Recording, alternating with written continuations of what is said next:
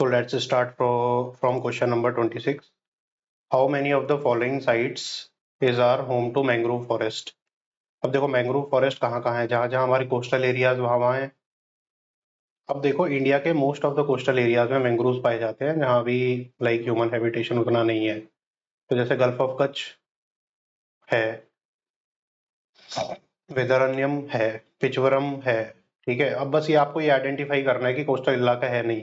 तो ये तो आइलैंड है, यहाँ पे है भीतरकनिका में, आपको पता ही है gulf of Kutch island area पता है, पिचवरम भी आइलैंड एरिया, ये भी आइलैंड एरिया है। ठीक है, तो इसके लिए अगर आपको मैप देखना है तो मैं क्लियरली दिखाता हूँ आपको। ये एरियाज हैं, तो लगभग सारे कोस्टल इलाकों में आपको जो है मिल जाएंगे मैंग्रोव्स। ठीक है, अब ये जो पीडीएफ मैंने बनाई है जिसमें इमेजेस हैं, ये मैं आपकी उसमें डाल दूंगा टेस्ट के अंदर। ठीक है, तो आप इसको देख लेना, जैसे ईस्ट गोदावरी, कृष्णा, महानदी, चिलिका, ठीक है, सुंदरबन, यहाँ पे सारे लिखे हुए हैं लगभग जहां जहां हमारे मैंग्रोव्स पाए जाते हैं। ठीक है, ये एक बार देख लेना आप। तो लगभग सारे अपने कोस्टल एरियाज में मैंग्रोव पाए जाते हैं, तो all 5। Consider the following statement with reference to ethanol blending programme. तो इथेनॉल ब्लेंडिंग प्रोग्राम के लिए कौन कौन सी स्टेटमेंट सही है? देखो, first generation plant utilise sugar cane juice and molasses as by product to produce bioethanol. ठीक है, then second generation plants utilise surplus biomass agriculture waste to produce bioethanols. तो ये दोनों स्टेटमेंट हमारी सही है। अब देखो, जब भी हम बायोफ्यूल्स की बात करते हैं तो दो तरीके के बायोफ्यूल्स आते हैं। First is bioethanol, second is biodiesel. ठीक है, अब इस क्वेश्चन को पढ़ने के बाद दो क्वेश्चन आपके माइंड में आने चाहिए। पहला तो ये first generation, second generation, third generation, fourth generation में हम कैसे डिफरेंशिएट करेंगे। सेकंड थिंग ये आनी चाहिए कि बायो इथेनॉल जो हमने बोला है और बायोडीजल में अंतर क्या है। ठीक है, तो मैं बताता हूँ इसमें क्या अंतर है, दोनों स्टेटमेंट सही है। देखो, फर्स्ट जनरेशन जो भी होता है ना, उसमें हम फूड प्रोडक्ट्स यूज करते हैं जो कि हम डायरेक्टली खाते हैं। ठीक है, सेकंड जनरेशन में ऑल्दो देवर फूड प्रोडक्ट्स और देवर ग्रोन, ठीक है, लेकिन वो मतलब डायरेक्टली ईटेबल एडिबल नहीं है। ठीक है, वो वेस्ट की तरह माने जाते हैं, उनसे सेकंड जनरेशन बनती है। जैसे सरप्लस बायोमास है, मतलब उसे खा नहीं रहे हो, फिर एग्रीकल्चर वेस्ट है, उसे खा नहीं रहे हो। ठीक है, शुगर केन जूस है, उसे खा सकते हो, मोलासिस को जो है गुड़ बनता है। ठीक है, तो मैं आपको बताता हूँ कि किस तरीके से जनरेशन हमारी डिवाइड होती है। जैसे ये रहा, तो ये PMFIS से लिया है मैं। तो फर्स्ट जनरेशन जो हमारा बायोफ्यूल है, ठीक है, तो उसमें एडिबल आइटम्स होते हैं। सेकेंड जनरेशन में लेफ्ट ओवर होता है। थर्ड जनरेशन में क्या है, हमारा कार्बन न्यूट्रल होता है। ये थर्ड जनरेशन कार्बन न्यूट्रल होता है। दैट मीन्स एल्गी वगैरह जो भी हमारे लाइक क्लाइमेट में है ऑलरेडी चीजें, लेकिन वो मतलब एज ए फूड क्रॉप्स नहीं है। फूड क्रॉप्स नहीं है मतलब वो हम खाते नहीं है। एल्गी हम ऑल्दो खाते हैं, but it is not a major food crop. तो माइक्रो ऑर्गेनिज्म से हम एल्गी बना सकते हैं, तो वो होती है थर्ड जनरेशन बायोफ्यूल। मतलब वो क्लाइमेट में है, उसी को हम क्लाइमेट में ही लेके आ रहे हैं वापस से, मतलब उसमें जीरो सम गेम होता है। ठीक है, तो यहाँ तक आते आते हमारा जो है काफी एफिशिएंट होने लगता है प्रोसेस। ठीक है, फिर फोर्थ जनरेशन में क्या है, कार्बन नेगेटिव होता है ये। देखो, यहाँ तक तो कार्बन न्यूट्रल है, लेकिन फोर्थ जनरेशन में कार्बन नेगेटिव होता है। That means we are using the carbon from the atmosphere and making it as a fuel. ठीक है, तो कैसे कर रहे हैं हम, जेनेटिकली इंजीनियर्ड क्रॉप से। अब जो भी हम क्रॉप उगा रहे हैं या फिर एल्गी उगा रहे हैं, तो क्लाइमेट से अपना कार्बन लेती है, ठीक है, और उससे फ्यूल बनाती है। एंड इन द प्रोसेस जो रेसिड्यू है उसको हम जमीन में गाड़ देते हैं। ठीक है, जो भी रेसिड्यू होता है, अब जमीन में गाड़ देते हैं, मतलब जो एटमोस्फियर में कार्बन है उसको लेके हम दफना भी रहे हैं, साथ में हम अपनी एनर्जी कंजम्पशन को भी पूरा कर रहे हैं। तो ये फोर्थ जनरेशन बायोफ्यूल हो गया। ठीक है, अब दो डिफरेंस आते हैं हमारे बायोडीजल एंड बायो इथेनॉल में। ठीक है, तो अब ये देखना है कि इनके सोर्सेज ना थोड़े अलग अलग हैं। अगर आपसे पूछ लिया जाएगा कि जट्रोफा जो है, जट्रोफा तो उससे बायो इथेनॉल बनेगा या बायो जो है डीजल बनेगा। ठीक है, तो देखो मेजर डिफरेंस क्या है बायो इथेनॉल और बायोडीजल में। बायोडीजल जब डीजल बनता है ना, तो यूजुअली फैट्स को यूटिलाइज करता है किसी भी प्लांट या वेजिटेबल ऑयल के, और इथेनॉल जो बनता है वो कार्ब्स को यूटिलाइज करता है, कार्बोहाइड्रेट्स हो गए, स्टार्च हो गया। ठीक है, अब आप अंतर पता लगा सकते हो कि कौन सी क्रॉप है तो जिसमें बायोडीजल बनेगा, जिसमें बायो इथेनॉल बनेगा। ऑयल जिसमें निकलता है ऑयल, तो मोस्टली ऑयल वाली क्रॉप्स में क्या बनता है, बायोडीजल। और जो भी जैसे शुगर केन जूस है उसमें ऑयल तो नहीं है, लेकिन उससे क्या बनेगा, बायो इथेनॉल।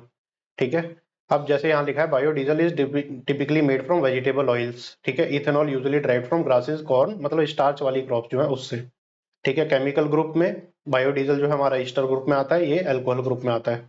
फिर एनवायरमेंटल इम्पैक्ट, ठीक है। तो इसमें बायो इथेनॉल जो है ना, उसमें हमारा लेस एनवायरमेंटल, मतलब ज्यादा एनवायरमेंटल इम्पैक्ट पड़ता है। बायोडीजल में हमारा यूजुअली फ्रेंडलियर रहता है।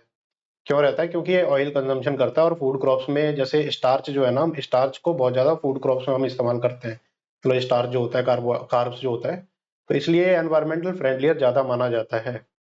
फिर एनर्जी प्रोडक्शन, बायोडीजल में मोर एनर्जी कंज्यूम होती है, लेकिन एक ड्रॉबैक है बायोडीजल का, जिसकी वजह से हम इसको मास स्केल नहीं यूटिलाइज कर सकते। क्यों? इसमें ब्लेंडिंग नहीं होती है। बायोडीजल जो है ना, सेपरेट फ्यूल है एक, कि बायोडीजल के अलग से इंजन बनाने पड़ेंगे आपको, ठीक है। जो करंट इंजन है उसमें यूज नहीं हो सकता है। तो बायो इथेनॉल में ये हमारा फायदा है कि जो है उसमें ब्लेंडिंग कर सकते हैं। जैसे हमारा 20% ब्लेंडिंग का टारगेट है, तो इसमें हम बायो इथेनॉल यूज कर सकते हैं, ठीक है। और बायो इथेनॉल लेकिन बनेगा मोस्टली फूड क्रॉप से ही बनता है, तो ये उसका ड्रॉबैक है। ठीक है। ट्रांस ईस्टरिफिकेशन, अब देखो ईस्टर है ना बायोडीजल, तो ईस्टरिफिकेशन जहां भी आएगा तो वो प्रोसेस बायोडीजल फॉर्मेशन का है, ठीक है। Whereby glucose and other sugar in biomass are converted into ethanol, ठीक है। इथेनॉल के को क्या बोलेंगे? फर्मेंटेशन। जहां भी फर्मेंटेशन आएगा वो हमारा बायो इथेनॉल रहेगा। अब क्रॉप्स देख लेते हैं कौन कौन सी होती हैं। जैसे मैंने बोला था स्टार्च रिच और फूड क्रॉप्स हैं, तो कौन कौन सी हैं? कॉर्न हो गई, ग्लूकोज और स्टार्च, ठीक है। तो शुगर केन, राइस में बहुत ज्यादा हमारा ग्लूकोज होता है। मेज, ठीक है। कसावा हो गया, जैसे हेम्प हो गया, पोटैटो हो गया, तो पोटैटो में स्टार्च होता है, कसावा में भी बहुत ज्यादा स्टार्च होता है। बायोडीजल का देख लेते हैं। बायोडीजल में कौन कौन सी हैं? जट्रोफा, ठीक है। जट्रोफा में क्या निकलता है? ऑयल निकलता है, जट्रोफा का तेल निकलता है।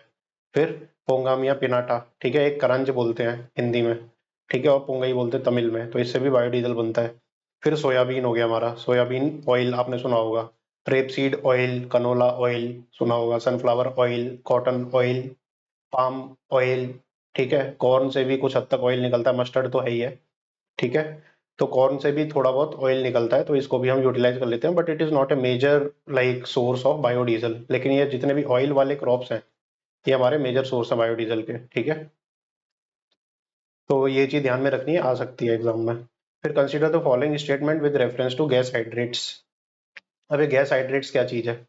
तो वो गैस हाइड्रेट्स, पहले देख लेते हैं क्वेश्चन क्या कहता है। They are crystalline ice like solids formed of gas trapped within molecular water cages, ठीक है। तो आइस लाइक सॉलिड्स है, यस। गैस ट्रैप्ड होती है मॉलिक्यूलर वाटर केजेस, यस। तो ये हमारी स्टेटमेंट सही है। दूसरी है they are highly viscous and have low thermal conductivity. अब ये देखो कि फ्लेमेबिलिटी तो हाई होती है, तुम्हें पता है गैस हाइड्रेट्स है, मीथेन है, तो फ्लेमेबिलिटी हाई होती है, लेकिन this is not thermal conductivity, is not flammability. Thermal conductivity means कि अगर दो बॉडी हैं, दोनों आपस में गर्म, मतलब एक गर्म है एक ठंडी है, तो इसको इंसुलेटर के तौर पे काम किया जा सकता है कि नहीं किया जा सकता? तो यस, इसको काम किया जा सकता है एज एन इंसुलेटर, क्योंकि एक तरफ से जो हीट आ रही है वो दूसरी तरफ से ट्रांसफर नहीं करता है, ये मतलब ट्रांसपेरेंसी नहीं है इसमें हीट में। तो थर्मल कंडक्टिविटी इसकी लो है और खुद भी गर्म नहीं होता है, ठीक है। हालांकि इसको जब आग लगा देंगे तो ये जलेगा, फ्लेमेबल है। तो ये यहाँ पे कंफ्यूजन वाली बात है, और गैस हाइड्रेट्स काफी न्यूज में था, तो ये कंफ्यूजन क्लियर कर लेना कि थर्मल कंडक्टिविटी इसकी लो है, हाई नहीं है।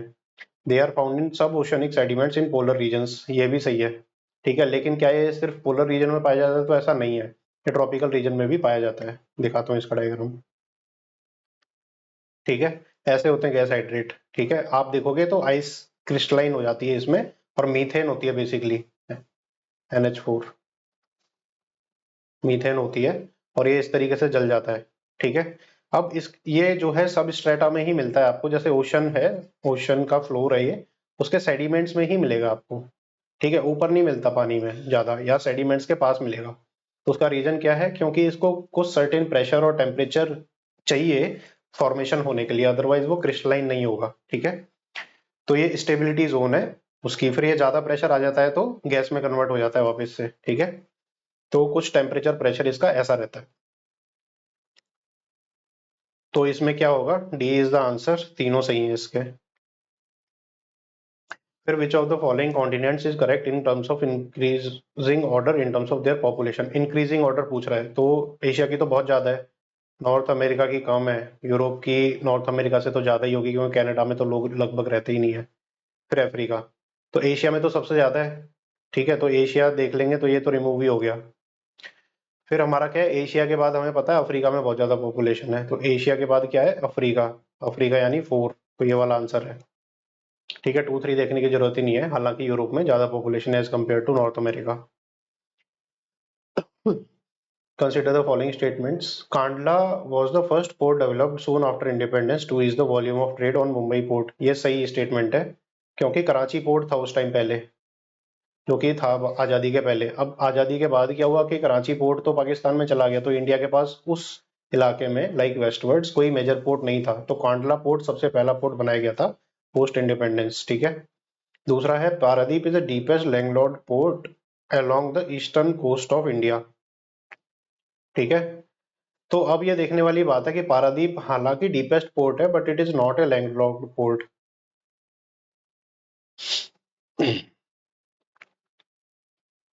ठीक है, तो डीपेस्ट लैंडलॉक्ड पोर्ट कौन सा आ गया, वो आ गया Visakhapatnam. Visakhapatnam is a landlocked port, and landlocked port की कैटेगरी में ये डीपेस्ट भी है। ठीक है, हालांकि पारादीप अगर बोला जाए तो ये डीपेस्ट पोर्ट है, तो ये बात सही है। ठीक है, उड़ीसा में है, कटक में। फिर Kolkata is only island riverine port in India. अब रिवरीन पोर्ट तो कोलकाता है, हमें पता है, क्या ये ओनली है, तो yes, this is the only riverine port in India. ठीक है, अंग्रेजों ने बनाया था। तो सेकंड वाली स्टेटमेंट इनकरेक्ट है, तो कौन सी सही हो जाएगी हमारी, 1 and 3, D is the right answer.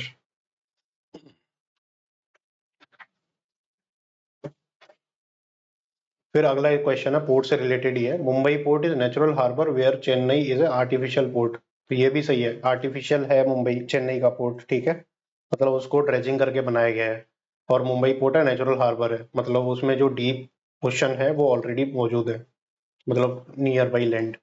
फिर Kandla is a tidal port situated. अब टाइडल पोर्ट तो है कांडला, गल्फ ऑफ खम्बाट नहीं, गल्फ ऑफ खम्बाट नहीं है, गल्फ ऑफ कच्छ में है ये। ठीक है, तो ये है ना, खम्बाट क्या है, ये वाला खम्बाट है, कच्छ ये वाला है, तो कांडला इधर है। ठीक है, ये ध्यान में रखना है। फिर at Visakhapatnam port the dolphin nose hill to the north of the entrance channel protects the harbor from cyclone that strikes the east coast। ये भी सही है कि डॉल्फिन नोज हिल है विशाखापट्टनम की, तो वहां पे ये भी है फायदा इसका, क्योंकि ये लैंडलॉक पोर्ट है। लैंडलॉक पोर्ट मतलब इस तरीके का है, तो यहाँ पे हिल है, तो साइक्लोन से बचाती है उसको, साइक्लोन ऊपर ही ऊपर से निकल जाता है, तो यहाँ की जो शिप्स है ना वो हिलती नहीं है, मतलब वो डिसस्टेबल नहीं होती है। तो ये पॉजिटिव पॉइंट है विशाखापट्टनम पोर्ट के रिगार्डिंग।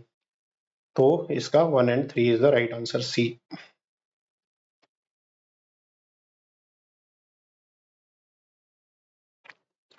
फिर नॉर्थ साउथ डायरेक्शन में करो।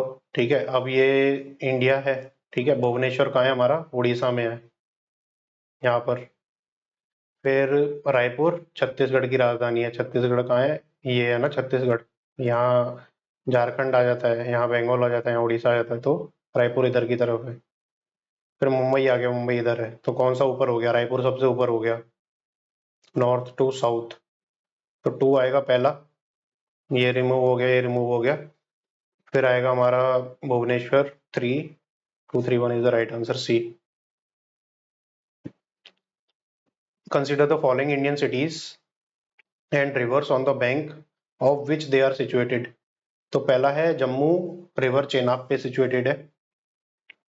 क्या ये सही है, तो ये गलत है, जम्मू नहीं है चेनाब पे सिचुएटेड। जम्मू किस पे सिचुएटेड है, रिवर तवी पे। आपने सुना होगा ट्रेन का नाम जम्मू तवी एक्सप्रेस, तो तवी इज द रिवर। फिर चेनाब किस पे है, मतलब चेनाब कौन सी, मतलब कौन सी सिटी के थ्रू गुजरती है, एक बार देख लो। तो Chenab goes through which river, वो विच सिटी, सॉरी। ठीक है, गूगल पे सर्च कर लेना इसको। फिर बेंगलुरु रिवर वृषभावती इस पे है, यस, वृषभावती रिवर पे है ये। फिर कोहिमा रिवर जुरू पे है। ठीक, कोहिमा नागालैंड, तो ये जुरू में है। तो ये ठीक है, दोनों इनकरेक्टली मैच पूछ रहा है, तो only one pair is incorrectly matched. Which one of the following statement best describe the objectives of PM G1 योजना। ठीक है, तो 1 से आप ये मत समझ लेना कोई ट्राइबल स्कीम है, ठीक है। जीवन योजना क्या है? तो ये वाइबिलिटी कैप फंडिंग प्रोवाइड करती है 2G इथेनॉल कैपेसिटी के लिए, ठीक है। अब जो प्लांट्स हैं हमारे, जैसे शुगर केन की मिल्स हो गई, वो मिल्स इतनी क्वांटिटी में पैदा नहीं कर सकती ना इथेनॉल को। तो जितना भी, और जो शुगर प्रोड्यूस करती हैं वो, ठीक है, तो जो उन्हें इथेनॉल प्रोड्यूस करने में दिक्कत होती है, तो वो viability cap funding government provide कराती है। मान लो कोई बिजनेसमैन लगा रहा है, तो 60% जो है बिजनेसमैन लगा रहा है, 40% गवर्नमेंट उसको सब्सिडी प्रोवाइड कर देती है ताकि वो प्लांट लगा सके। क्योंकि 60% अगर वो 100% लगाएगा तो प्रॉफिटेबल नहीं होगा, ये प्रॉफिटेबल नहीं होगा तो कोई धंधा ही नहीं होगा। और ये बाकी की जो स्टेटमेंट्स है कौन सी स्कीम दर्शाती है? It aims to promote the use of alternative and environmental friendly fuels to reduce import dependency. Promote the use, ठीक है। प्रोमोट द यूज मींस जो इथेनॉल ब्लेंडिंग प्रोग्राम के बारे में बात हो रही है यहाँ पे, जो मैंने बोला था कि 20% जो है वो प्रोड्यूस करना है उसमें, ठीक है। तो एनवायरमेंटल फ्रेंडली फ्यूल है इन कंपैरिजन टू पेट्रोलियम। तो ये इथेनॉल ब्लेंडिंग प्रोग्राम के बारे में बात हो रही है। It has an objective to setting up compressed biogas production plant. ये सतत स्कीम के अकॉर्डिंग आता है, सतत स्कीम है इसके रिलेटेड। फिर 8 एम्स एट डेवलपिंग 200, ये सिटी फॉरेस्ट स्कीम के अंदर आता है।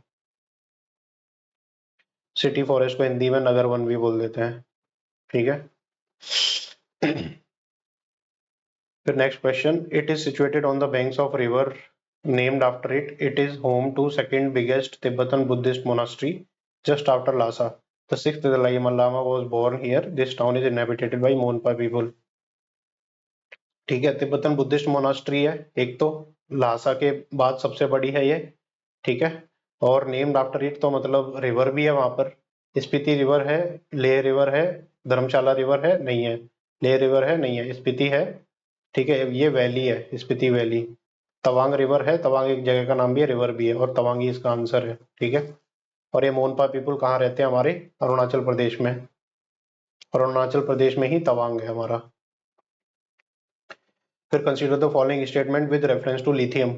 It reacts vigorously with water and it is toxic in nature. ये सही बात है, ठीक है, काफी टॉक्सिक है नेचर में, ठीक है। इसीलिए लिथियम को ना रिप्लेस करने के लिए जो sodium ion batteries, zinc ion batteries, ये सब इन्वेंशन हो रही है इसमें, और हो भी सकती है इन्वेंशन कुछ टाइम बाद। आप ये देखोगे कि जिंक आयन बैटरीज आ रही है मार्केट में, काफी ज्यादा इनकी जो है वायबिलिटी भी है, economic as well as efficiency wise. The lithium batteries have higher energy density than lead acid batteries. Yes, इसकी हायर डेंसिटी है। आप ये देखो कि एक लिथियम आयन का जो सेल होता है आपके मोबाइल में, जो बैटरीज है, ठीक है, उसमें कितनी ज्यादा एनर्जी डेंसिटी है, कितने टाइम तक जो है लैपटॉप अपना मोबाइल चल जाता है। लेकिन जो लेड एसिड बैटरी है, लेड एसिड बैटरी कहाँ पे? जो पुराना इन्वर्टर होता था घरों में, उसमें जो मोटी मोटी बैटरीज होती थी, जैसे उठा उठा के रखते थे, ऐसे ट्यूब सी होती है ऊपर, वो होती है हमारी लेड एसिड बैटरी, ठीक है। अब इसमें एनर्जी डेंसिटी उतनी ज्यादा नहीं है। आप ये देखोगे कि अगर चल रहा है तो ये बड़ी होती थी, इसलिए एनर्जी डेंसिटी, अगर इतनी बड़ी आप लिथियम आयन लोगे तो 10 घंटे जो है आपके घर की बिजली चलेगी, ठीक है। लेकिन इसमें कितनी चलती थी? अगर लाइट चली गई तो 2-3 घंटे से ज्यादा नहीं चलती थी, ठीक है। तो ये सही स्टेटमेंट है। Currently all of India lithium ion battery requirements are met through imports. ये भी सही बात है, हम 100% इम्पोर्ट करते हैं। ऑल्दो ये एक्सट्रीम स्टेटमेंट है, लेकिन उसमें नहीं जाना, ठीक है। सबसे पहला हमारा क्राइटेरिया जो है वो नॉलेज ही होना चाहिए। अगर नॉलेज नहीं आ रही, then we'll have some criteria of 100% requirement lithium की हम बाहर से यूज करते हैं, ठीक है। ऑल्दो इंडिया में लिथियम रिजर्व पाए गए हैं, लेकिन अभी भी उनकी वायबिलिटी ऐसी नहीं है कि उसमें से हम एक्सट्रैक्ट कर पा रहे हैं, ठीक है। एक्सट्रैक्ट नहीं कर रहे हैं अभी भी, फ्यूचर में चेंज होता है तो देखना, अभी के लिए नहीं है। तो इसका आंसर है D, all are correct. Consider the following statement with reference to rare earth elements. They are the group of 15 elements of lanthanide series. Yes, lanthanide series के हैं और 15 एलिमेंट्स हैं ऐसे, ठीक है, rare earth, together with scandium and yttrium. तो ये सही स्टेटमेंट है। स्कैंडियम ईट्रियम भी हमारे रेयर अर्थ एलिमेंट है। अब ये जो 15 एलिमेंट है ना, तो ये रटने नहीं है आपको, बस एक बार देख लेना कि टीएम टीएम करके, ईएम करके जो भी है ना, लास्ट में इनके आईयूएम जरूर आता है, ठीक है। और वो सारे हमारे रेयर अर्थ एलिमेंट है। अब इंडिया में ये काफी कम पाए जाते हैं, मिलते हैं बस, बट नॉट एबंडेंटली, ठीक है। अब ये बोल रहा है abundantly available in India, no, they are not abundantly available.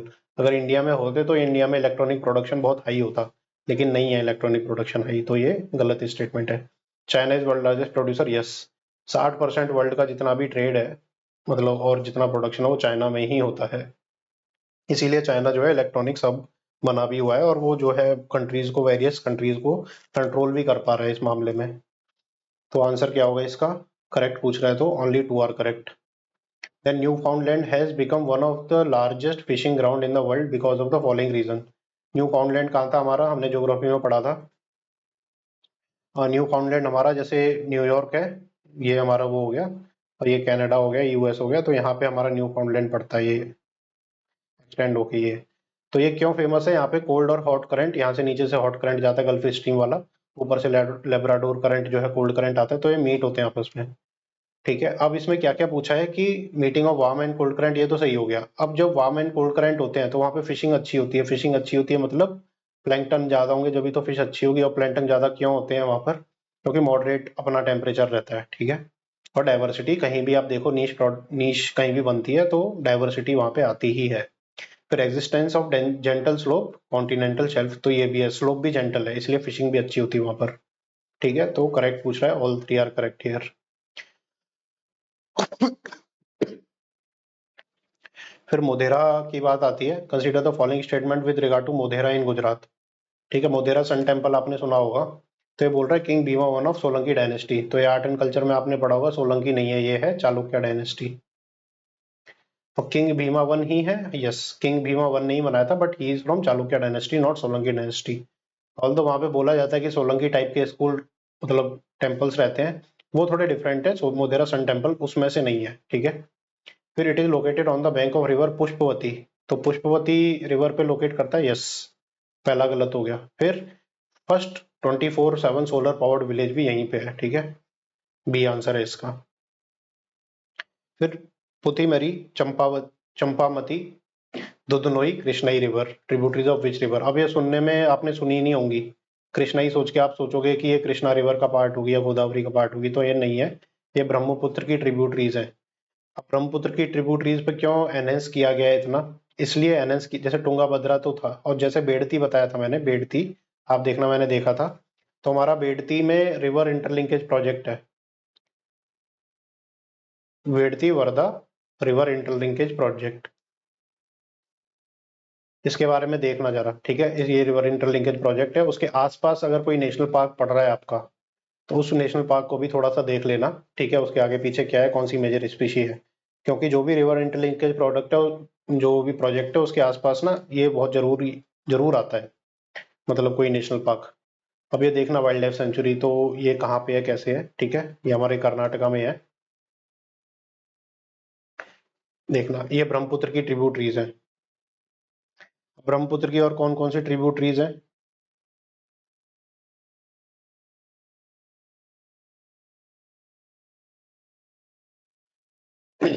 एक पगलाडिया आपने सुना होगा, पगलाडिया भी इसकी ट्रिब्यूटरी है।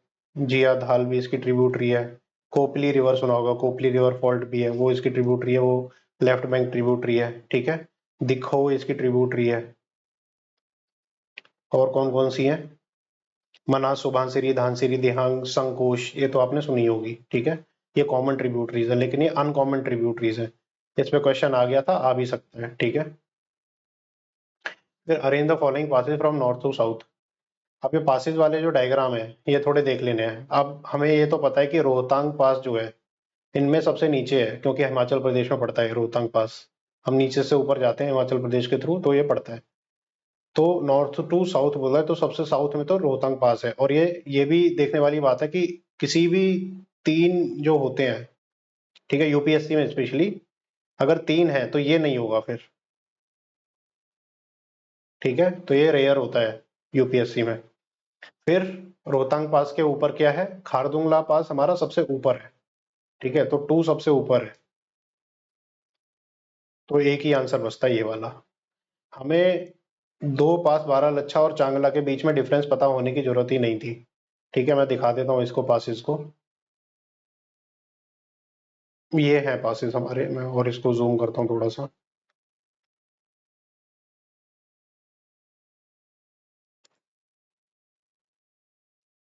ठीक है, खारदुंगला पास हमारा सबसे ऊपर, ये चोटी पे चोंच पे है बिल्कुल। ठीक है, रोहतांग पास ये रहा।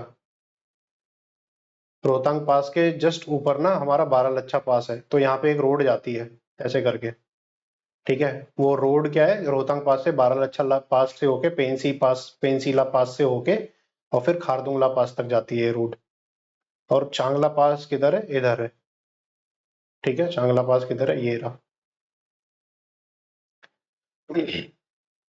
ठीक है, और भी मेजर पासेस मैंने डाल रखे हैं इसमें, आप ये देखना इन पासेस को।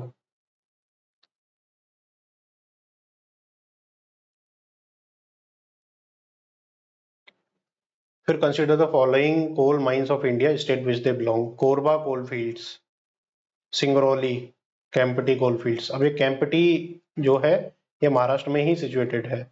सिंगरौली जो है वो मध्य प्रदेश में है, छत्तीसगढ़ में नहीं है।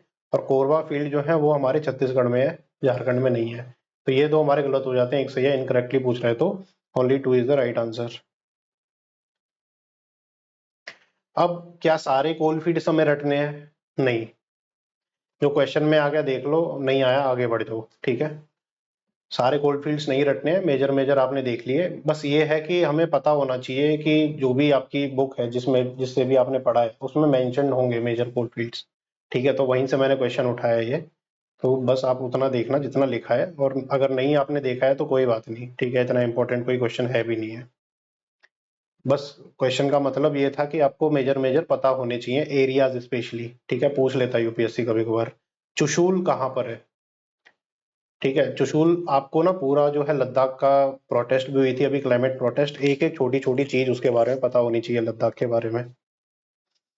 तो क्वेश्चन से ही मोस्टली चीजें हो जाती हैं। अब ये north of Pangong so lake है, नहीं है, south of Pangong so lake है। ये पोंगोंग सो लेक है, यहाँ पे पड़ता है ये चुशूल, ठीक है। साउथ ईस्ट ऑफ ले, तो यस, ले इधर है, लद्दाख इधर है, तो यहाँ पे पड़ता है लद्दाख में। फिर north of Tsomoriri, Tsomoriri lake इधर है हमारा, तो उसके ऊपर पड़ता है, यहाँ पे हिमाचल आ जाता है। मैं आपको डायग्राम ही दिखा देता हूँ।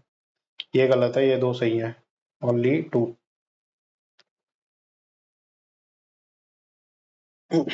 देखो ये रहा चुशूल हमारा,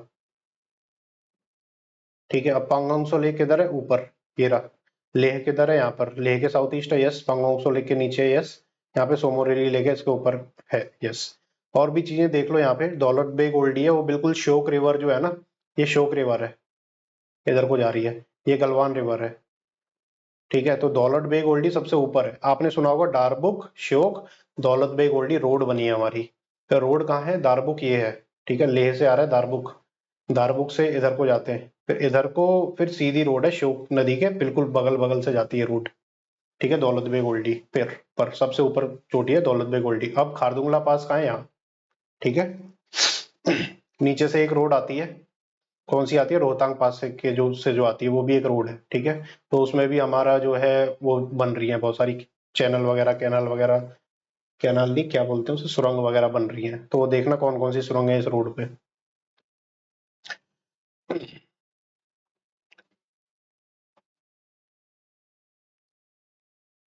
the following sites are often in news, arrange the following north south order.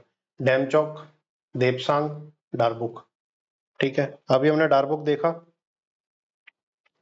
डैमचौक और देपसांग कहाँ है हमारे।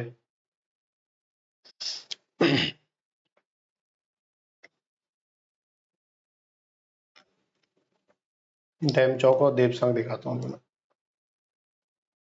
तो सेम ही है।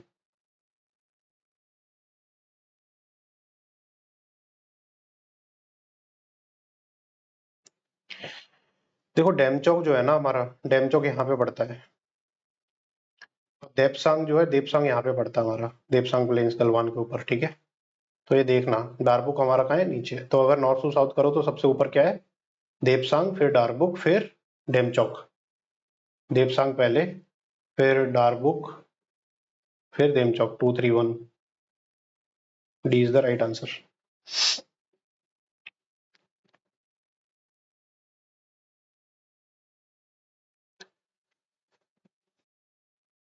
फिर द रिवर राइजेज इन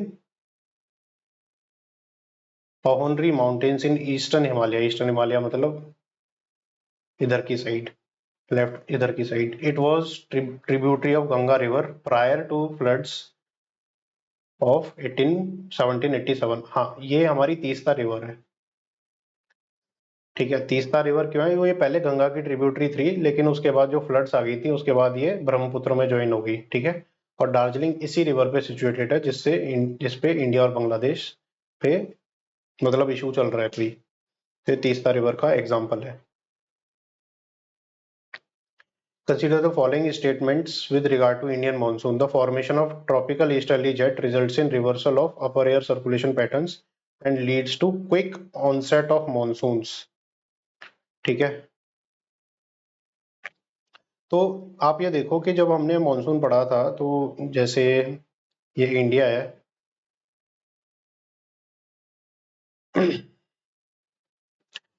और इसमें जो ट्रॉपिकल ईस्टर्ली जेट है वो कब बनता है। ठीक है, ट्रॉपिकल ईस्टर्ली जेट है, मान लो यहाँ पर ये मैस्कुलिन हाई है, यहाँ पे लो होता है जब बनता है ना, यहाँ पे लो होता है जब।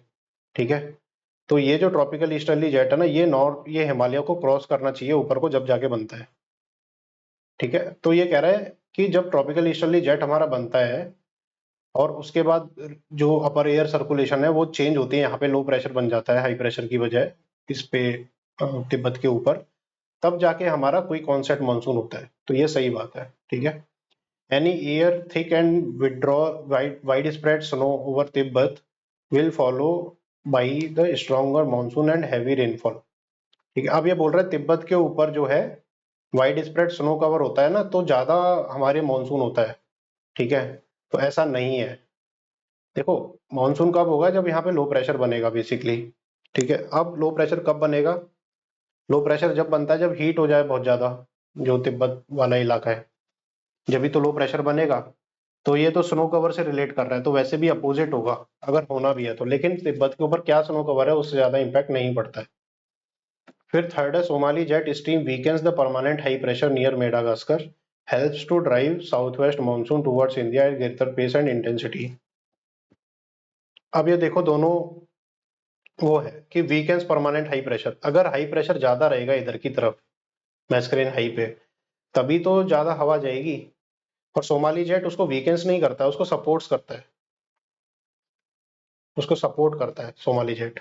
ठीक है, तो ये स्टेटमेंट यहाँ पे गलत हो जाती है। लेकिन एक और चीज देखी जाती है कि सोमाली जेट से इतना ज्यादा इंपैक्ट पड़ता भी नहीं है। सोमाली मतलब सोमालिया के पास, वेस्ट अफ्रीका मतलब ईस्ट अफ्रीका के पास है। ठीक है, उतना ज्यादा इंपैक्ट नहीं पड़ता है, लेकिन अगर पड़ना भी होता है इंपैक्ट तो इसको वीकेंस नहीं करता, इसको हाई प्रेशर को ज्यादा बढ़ाता बेसिकली। ठीक है, और मानसून की उसमें एड करता। ठीक है, तो इसमें पूछ रहा है नॉट करेक्ट, नॉट करेक्ट कौन कौन से हो गए, 2 and 3, B is the right answer. Consider the following statement with regard to Kopili fault located in Kopili river valley. ठीक है, अब ये कोपिली हमने देखा था ब्रह्मपुत्र की ट्रिब्यूटरी है और लेफ्ट बैंक ट्रिब्यूटरी है। तो Kopili fault zone extend from western part of Manipur up to the tri junction of Bhutan, Arunachal Pradesh, Assam. तो ये सही स्टेटमेंट है हमारी। Kopili river is south bank tributary, ठीक है, ये भी सही है। Fault zone is convergent tectonic boundary, मतलब टेक्टोनिक बाउंड्री, दो बाउंड्रियां कन्वर्ज हो रही हैं आपस में। अगर Indian plate is subducting beneath Eurasian plate, ये भी सही है। इसका डायग्राम दिखाई देता हूँ आपको, ये डायग्राम है। ठीक है, ये हमारा अरुणाचल प्रदेश है, ये हमारा मेघालय है, ये असम है, ये वाला असम है। तो ये देखो ये वाला जो है ना, ये कोपली फॉल्ट है हमारा। यहाँ पे हमारी जो बाउंड्री है इंडियन बाउंड्री, वो सबडक्ट हो रही है यूरेशियन प्लेट के। और भी कई फॉल्ट्स हैं इधर है, ये बोमडिला फॉल्ट है। ठीक है, ये बोमडिला फॉल्ट है। एक और फॉल्ट है दाऊ की फॉल्ट। ठीक है, यहाँ पे आपने देखा होगा, यहाँ पे थोड़ी बेल्ट है, यहाँ पे रिवर भी जा रही है, तो इसको दाऊ की बोल्ट बेल्ट बोल रहे हैं। अब ये देखो दाऊ की बेल्ट जहां जहां है ना, वहां वहां ये बाउंड्री बना रहे हैं मेघालय और बांग्लादेश में। ठीक है, तो ये 3 फॉल्ट्स हैं इधर बेसिकली। तो नॉर्थ ईस्ट से रिलेटेड इन्फॉर्मेशन है और रिवर्स भी फ्लो होती है, तो ये याद रखना ठीक है, ऑल 3।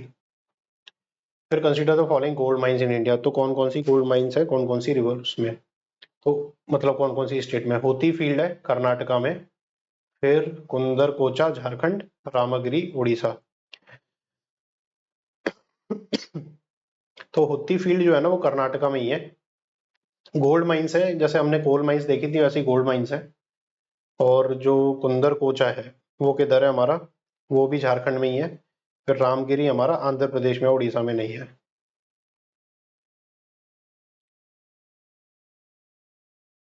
ठीक है, केरला में भी है पुनःपूजा, तो जहां भी पूजा आ जाता है पूजा, तो ये केरला का शब्द है मलयालम का कोई, तो वहां केरला ही है, तो वो भी गोल्ड माइन केरला में भी पाई जाती है। करेक्टली मैच पूछ रहा है तो only 2 pairs. Consider the following statement with reference to distribution of mineral resources in India. Most of the metallic minerals in India occurs in peninsular plateau region in the old crystalline rocks। सही है ये, metallic minerals old crystalline rock में ही मिलते हैं और most are in peninsular plateau. Most, यहाँ पे ऑल नहीं लिखा है, ऑल लिखा होता तो गलत हो जाती। Most of the coal reserves in India occur in the valley of Narmada. अब ये गलत है हमारा, क्यों? आपने देखा है कि जो दामोदर वैली है और जो छोटा नागपुर प्लेट्यू है, वहां पे सबसे ज्यादा कोल मिलता है हमें, मतलब eastern side of India, not western side. Narmada कहाँ बहती है? वेस्टर्न साइड, ठीक है। और ये रिफ्ट वैली के बीच में भी बह रही है। वैसे रिफ्ट वैली तो दामोदर भी है, लेकिन ये एकदम पक्की रिफ्ट वैली है, दो माउंटेन के बीच में जा रही है, ठीक है। ये एलुवियल के अंदर रिफ्ट वैली है, तो दोनों में डिफरेंस है। फिर petroleum reserves are located in the sedimentary basin of Assam, Gujarat and Mumbai high. ये सही स्टेटमेंट है, ठीक है। असम में भी है पेट्रोलियम रिजर्व, गुजरात और मुंबई हाई में तो है ही है। तो करेक्ट पूछ रहा है, तो 1 and 3 are correct. With reference to geomorphology of Great Plains of North India, consider the following statements. Alluvial soils is rich in potash and poor in phosphorus। ये स्टेटमेंट हमारी सही है, पोटेशियम में रिच है, पुअर फॉस्फोरस में poor है। अब इसमें कंफ्यूजन हो जाता है, तो मैं इसका थोड़ा एक स्टोरी बताता हूँ, उससे क्लियर हो जाएगा कि फॉस्फोरस जो है ना, इट्स अ वेरी रेयर मतलब फर्टिलाइजर, ठीक है। अब आपने सुना होगा कि कई सारे ऐसे आइलैंड्स थे, जैसे नाउरू हो गया एक, उसके वेस्ट ऑफ पेरू भी एक आइलैंड था, ठीक है। तो वहां पे फॉस्फोरस मिलता था, और वो काफी जो आइलैंड्स थे ना, उसके लोग काफी रिच हो जाते थे फॉस्फोरस की माइनिंग से। और फॉस्फोरस बनता कैसे था? उसमें जो बर्ड्स होती है ना, उनकी जो बीट होती है, उनकी बीट से इकट्ठा होके ओवर द सेंचुरीज वो बन गया था आइलैंड, ठीक है। तो बर्ड की बीट से फॉस्फोरस मिलता था। तो इससे पता लगा सकते हो phosphorus is a very rare जो है फर्टिलाइजर, ठीक है। तो एलुवियल सॉइल उसमें भी रिच नहीं है। Khadar is the new alluvium where bangar is the old alluvium. ये सही है, क्यों? रिवर है ये, ठीक है। रिवर के जो बगल वाला पोर्शन है, ये वाला पोर्शन, ये हो गया खादर। और ये इस रिवर के और ऊपर वाला जो पोर्शन है, यहाँ पे मतलब पानी नहीं आता, अब सूख गया है, तो कैलकेरियस जमा हो गए हैं, वो हो गया हमारा भांगर, ठीक है। फिर भाबर तिराई तो आपको पता ही है। फिर अनलाइक खादर भांगर कंटेन्स कैलकेरियस कंसंट्रेशन। हाँ, ये बात सही है कि भांगर में कैल्सीरियस कंसंट्रेशन होते हैं, लेकिन ये बोल रहा है अनलाइक खादर, तो ये एक एब्सोल्यूट स्टेटमेंट हो गई। तो इसके बगल में है ये दोनों, मतलब खादर ये रहा, भांगर ये रहा, उनकी बाउंड्री सेम है। तो क्या खादर में जो बिल्कुल भी कैलकेरियस नहीं होते होंगे? थोड़े बहुत होते होंगे, बस इसमें भांगर में ज्यादा होते हैं, तो अनलाइक खादर तो है ही नहीं। तो ऐसे भी हमें पता लगाना है, ठीक है। ऑल्दो हमें पता है ये स्टेटमेंट, लेकिन इसको भी गलत कर सकते हैं हम, अगर हमें इंग्लिश प्रॉपरली इस्तेमाल नहीं कर रहे हैं तो 1 and 2 is the right answer. तो नेक्स्ट के 50 क्वेश्चन हम नेक्स्ट क्लास में करते हैं।